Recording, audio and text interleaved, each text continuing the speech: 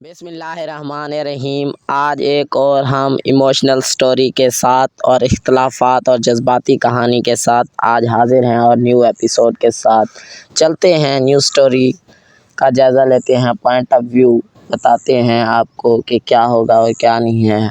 आने वाली स्टोरी बहुत ही खूबसूरत है। रमज़ानुल करीम का मुबारक और बाबरकत महीना चल रहा है, इसी के ऊपर ये एक इमोशनल स्टोरी आपको बताने जा रहा हूँ। सुनते रहिए और जुड़े रहिए उर्दू कवर 2.0 के साथ। अगर आप इस चैनल पर नए हैं तो इस चैनल को कर लीजिए सब्सक्राइब और बेल आइकन भी दबा लीजिए ताकि नए आने वाली वीडियो का नोटिफिकेशन आप दोस्तों को मिल सके और नई नई स्टोरीज़ भी आपको मिलती रहें।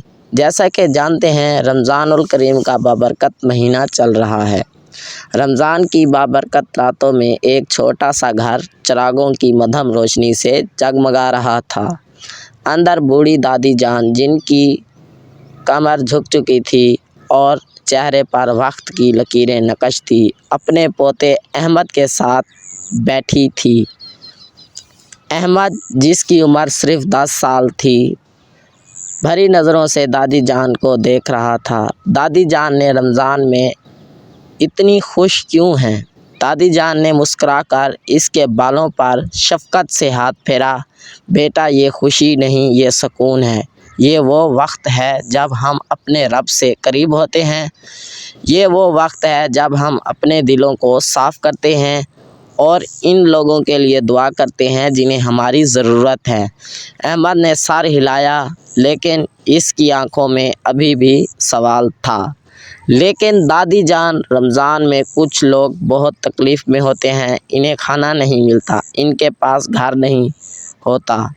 दादी जान की आंखों में नमी आ गई। तुम बिल्कुल ठीक कह रहे हो अहमद। रमज़ान हमें सिखाता है कि हम दूसरों की मदद करें। ये हमें सिखाता है कि हम इन लोगों के दर्द को महसूस करें जो हमसे कम खुशकिस्मत हैं। इस रात अहमद ने दादी जान के साथ मिलकर इन लोगों के लिए दुआ की जिन्हें मदद की ज़रूरत थी। इसने वादा किया कि वो बड़ा होकर इनकी मदद करेगा। अगली सुबह अहमद ने अपनी जेब में जमा किए हुए कुछ पैसे दादी जान को दिए। दादी जान ने ये इन लोगों के लिए हैं जिन्हें खाना नहीं मिलता। दादी जान की आंखों से आंसू बहने लगे। ये खुशी के आंसू थे, उम्मीद के आंसू और एक जैसे ऐसे बच्चे के दिल की पाकीज़गी के आंसू जिसने रमज़ान के हकीकी मानों को समझ लिया था। रमज़ान की ये रातें दुआएं और दर्दमंदी से भरी हुई थी और एक बच्चे के दिल में इंसानियत की लाजवाब रोशनी रोशन कर गई थी। ये थी जी आज की हमारी कहानी और ये एक जज्बाती और इमोशनल स्टोरी थी। अगर मेरी ये आपको स्टोरी अच्छी लगी है तो लाइक करें, शेयर करें, कमेंट्स करें, ग्रुपों में शेयर करें।